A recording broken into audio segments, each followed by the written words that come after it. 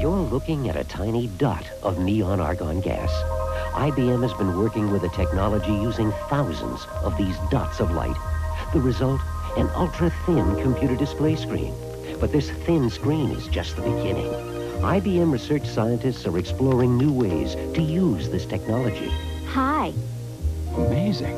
As you can see, we can talk face-to-face wherever our offices may be. So I see. And before, we could only display this much information. Now we can display this much more and do it from 4 different computers. 4 computers? You can even make your own notations. Where? Right on the screen. Oh. And because the screen is so thin, you can put it anywhere, even on the wall. Looks like it can do just about everything for an office. Except make a cup of coffee. How's this? The latest innovation in display screen technology, developed by IBM.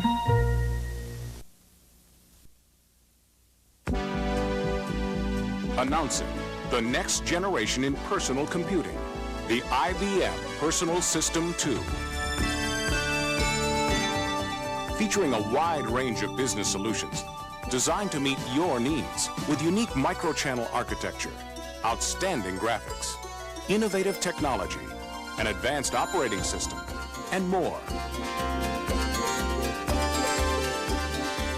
IBM has advanced the state-of-the-art to bring you the Personal System 2, the next generation in personal computing.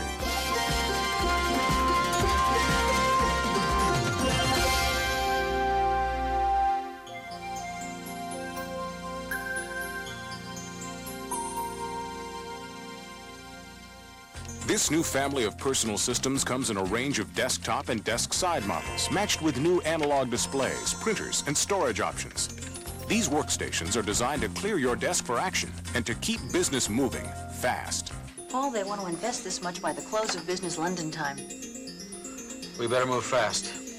Personal System 2 offers faster processing and better IBM connections than ever before to build an integrated, highly efficient information network.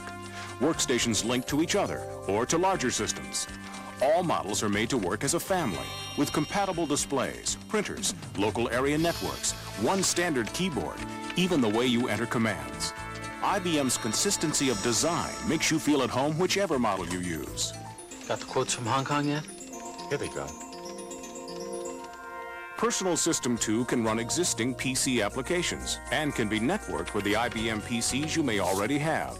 You can take data stored on 5 1/4-inch diskettes and transfer it easily to the new 3 1/2-inch diskettes for convenient and durable storage. Retail, wholesale, distribution, manufacturing, whatever you need to make or move, buy or sell, IBM helps you do it more productively. The new Personal System 2, powerful solutions for today and investment for tomorrow. Complete. All done. What time is it in London? Barely tea time.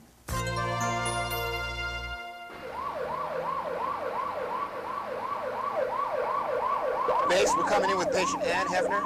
A possible stroke. Steve, 150 over 90. Location? About 2 blocks out. We copy.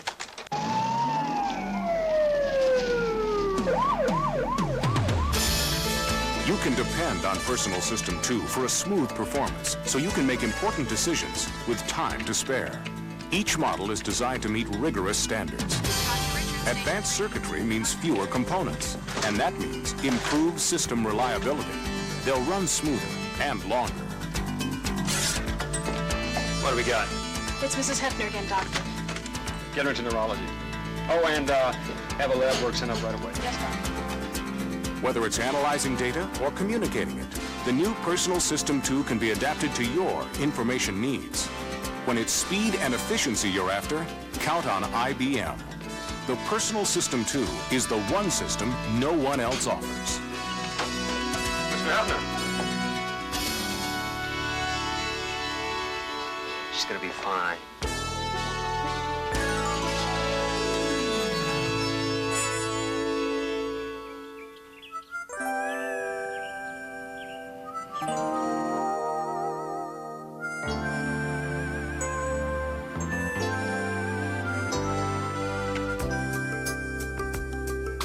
Even if yours is a small business, you have to stay ahead of the competition. Whether you're running one restaurant or a chain of them, there's an IBM Personal System 2 designed to help meet your business needs and keep you in control. I'm scheduling Rick for Sunday night in the dining room. Are you sure he's available to cater the Hayward party on Saturday? They requested him. The new IBM Personal System 2 fits conveniently into your world. Choose a trim desktop model, complete with advanced built-in functions that's easy to use at an affordable price. Put one to work and it becomes the extra pair of hands you need.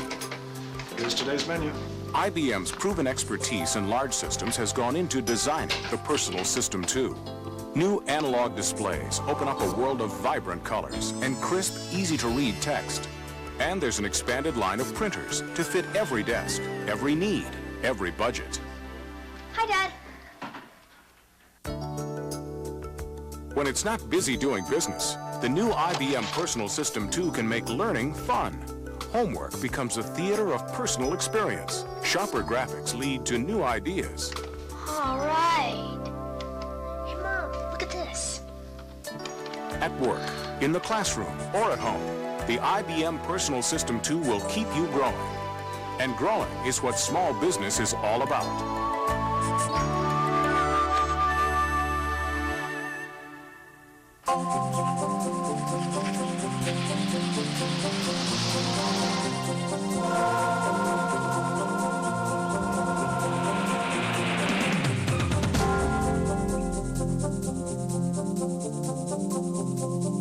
When it's time to take on new problems and find a better way, the IBM Personal System 2 offers a solution tailored just for you.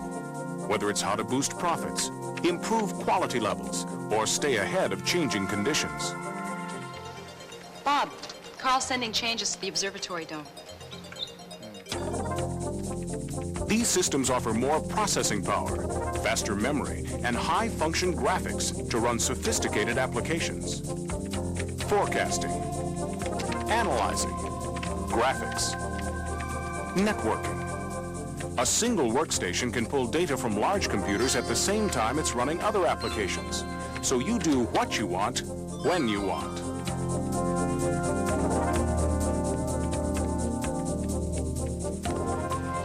I've got the modifications for the observatory design. What do you think? No problem. I'll go ahead and update the layout on my system. Great. New built-in graphics capability gives you astonishing visual clarity, not possible before.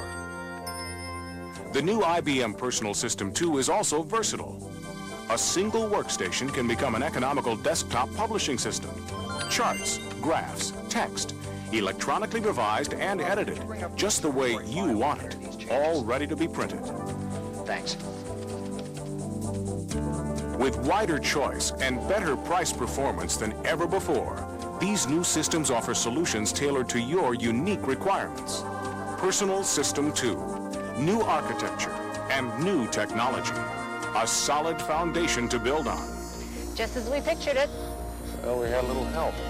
IBM Personal System 2. The next generation in personal computing is already here.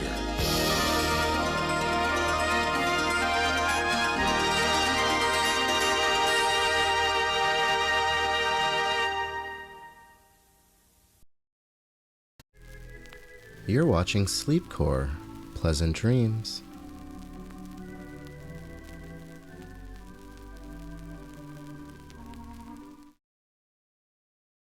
Bayonet 1-6.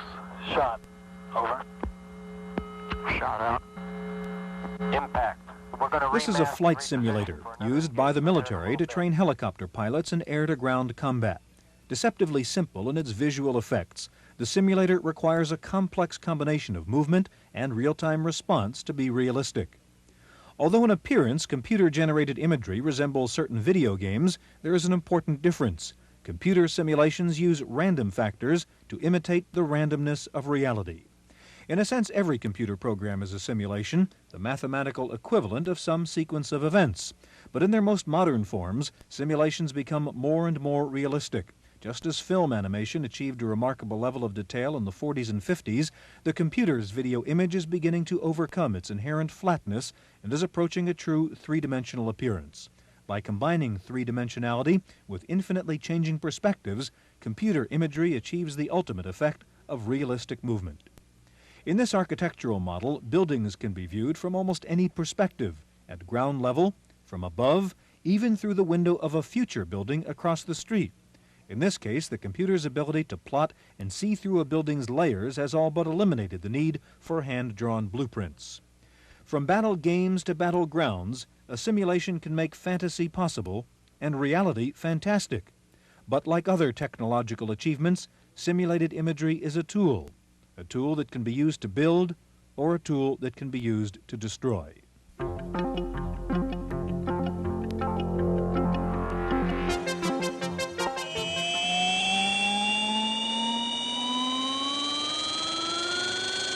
Takeoff checklist is complete, and I'll call tower. Roger. Applejack Tower, Hotshot 11 is ready for takeoff, spot 7, mission 31-2. Roger, Hotshot 11, you're clear to lift. Wind is on the nose at 15. Contact Applejack Control on button 2 when airborne. Hotshot 11, roger. It's the sort of mission the Marines fly daily in CH-46 helicopters. And yet this one's just a little different. In fact, it's a simulation. The first simulation ever to take advantage of a new era of computer-generated image visual systems. The Rediffusion and Evans and Sutherland CT-5. I've got him. I'll call Deadeye. Deadeye, Hotshot 11 has a tally on Hotshot 24. Roger. Hotshot 11 in flight are cleared to Mountain Eagle and Roadrunner. Hotshot 11, roger.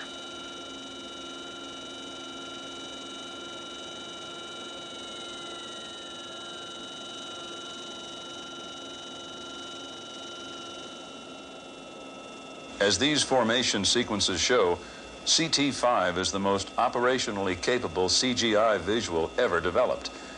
Its ability to display very high levels of scene content through wide fields of view means that crews under training receive realistic visual cues.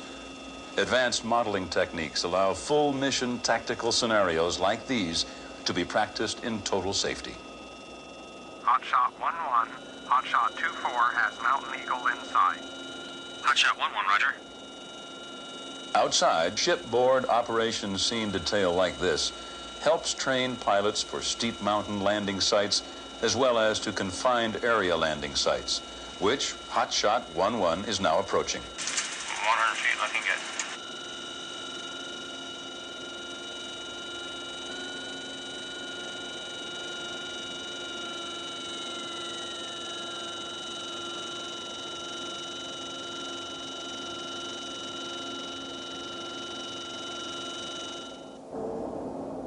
Up to now, the sort of training you've just seen has been beyond the capabilities of conventional computer-generated systems. With CT-5, Evans and Sutherland, in collaboration with Rediffusion Simulation, has advanced the technologies on which those systems were based. Simulated training, as a result, has moved into a new era. The CT-5 visual system installed on this Reflectone CH-46 simulator is the first of 3 CT-5s for Marine Corps helicopter pilot flight training. One will be used to provide a simultaneous visual capability for a second Reflectone CH-46 and a Sperry Seacorps CH-53D simulator. The third will be installed on a CH-53E simulator. Though eminently suited to produce the large, highly detailed fields of view required for helicopter operations, Evans and Sutherland's powerful image-generating computer makes the system uniquely capable of very high-capacity scenes over wide fields of view. The outstanding image quality of the system is due to advanced anti-aliasing techniques and high resolution. Developmental databases have been modeled to show CT-5's potential for tactical mission simulation. Teaching formation flying and aerobatics is a demanding aspect of today's tactical flight training programs. Formation flight requires that the visual system be capable of displaying multiple moving objects, such as other aircraft.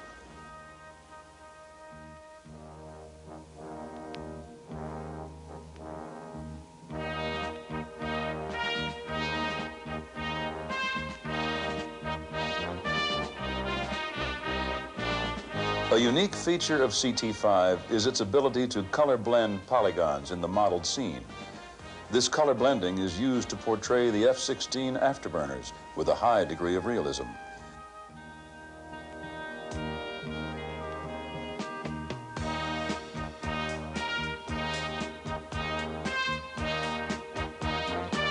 Database surfaces may also be modeled as transparent. As we take a sidelong view of the formation, notice that the canopies are in fact transparent and that the pilots are visible inside the aircraft.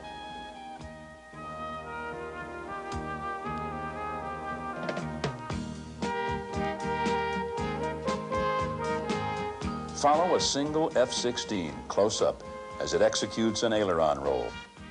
Because of the high scene capacity of the system, considerable detail may still be seen on the ground below. As the F-16 begins its roll, the shading on the fuselage changes to reflect the orientation of the aircraft relative to the position of the modeled sun.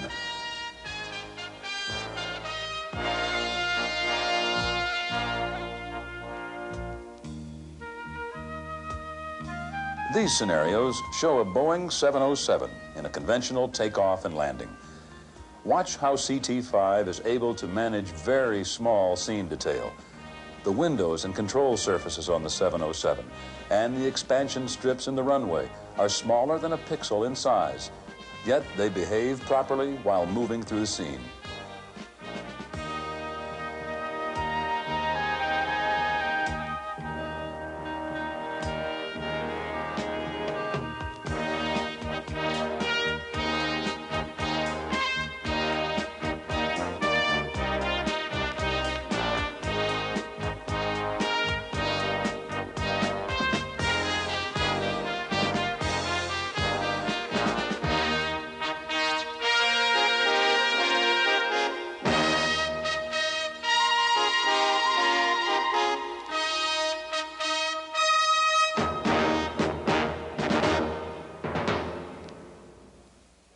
CT5 can also be used to train ground-based personnel for operations requiring visual acquisition, recognition, tracking, and destruction of airborne targets. In these brief scenes, a MiG-27 is identified, tracked, and engaged. The ground-to-air missile you see is one of the weapons effects CT5 can simulate.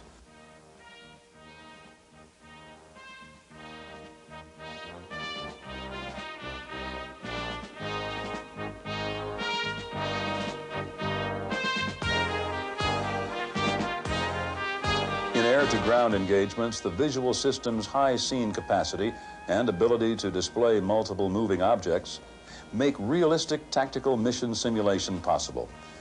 The trees, 30 to 70 feet in height, give the pilot important altitude, speed, and distance cues. They also increase the level of difficulty for target detection and engagement.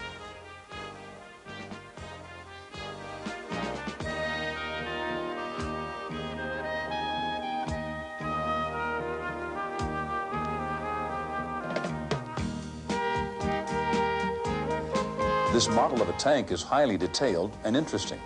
More important, however, is the generic desert on which the tank is staged. The desert in this scenario contains an abundance of three-dimensional textural objects, including rocks, small hills, bushes, cacti, buttes, and mesas. In this brief flight, we pursue and overtake the tank. Without the three-dimensional visual cues, the pilot would find it difficult to determine altitude and rate of. You're watching Sleepcore, media for insomnia.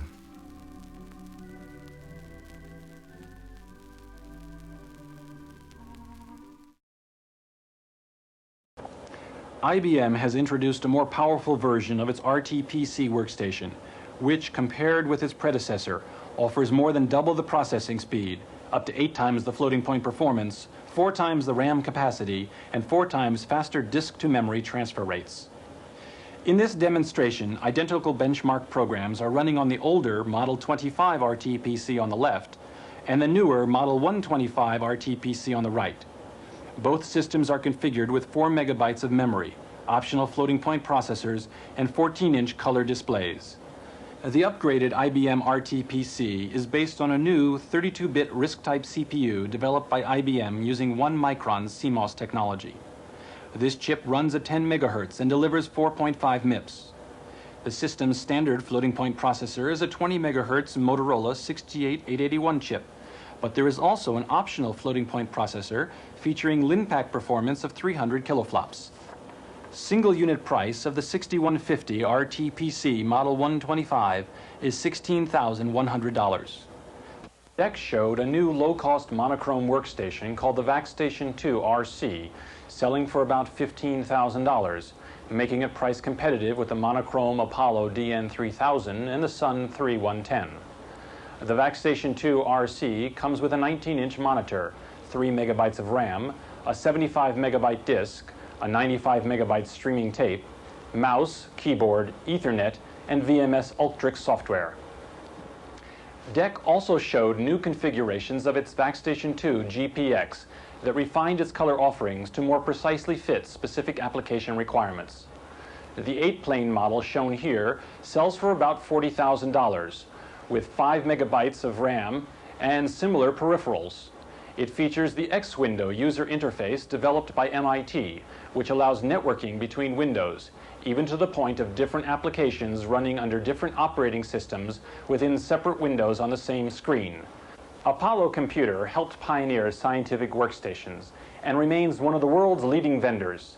In 1986, we saw Apollo's first model, the DN100, next to its current bestseller, the DN3000. The price-performance contrast after only 5 years was dramatic.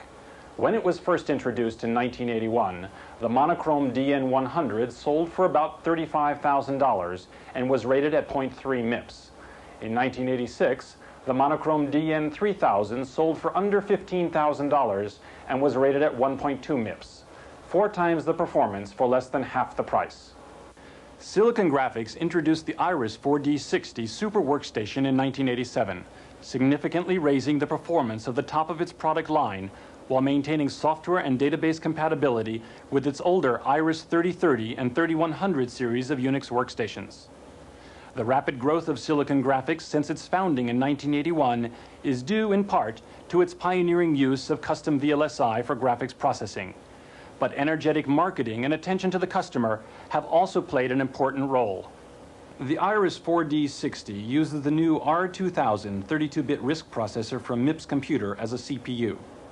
The R2000, running at 8 megahertz, performs integer processing at a sustained rate of 5 million instructions per second, 7 times the dry stone performance of a VAX 11780, and more than 3 times faster than the older Iris 3030. Floating point performance of the 4D is 25% faster than the 3030. It will increase another 200% when the new R2010 floating point processor from MIPS Computer becomes available. Increased compute power can be seen in this real-time demonstration. The system is recalculating this scene at the rate of about 5 frames per second, taking advantage of the system's optional 24-bit Z-buffer to do fast hidden surface removal. The Iris 4D still uses the company's patented Geometry Engine and Geometry Accelerator VLSI chips running at 10 megahertz. Nobody looks at office automation quite like Wang. Other computer companies only see the pieces to the puzzle. Data processing, word processing, personal computing. But Wang looks at how all the pieces fit together and gives you one solution that fits everyone's needs. A total solution no other computer company can match. Bringing everything in your office closer together is what puts Wang way ahead. When Apple invented the personal computer, we were all alone in the world. But soon it seemed that everybody was trying to build a better Apple. Well, somebody finally did. Lisa from Apple. So advanced it puts us right back where we started. Alone again. Soon there'll be just 2 kinds of people. Those who use computers and those who use apples.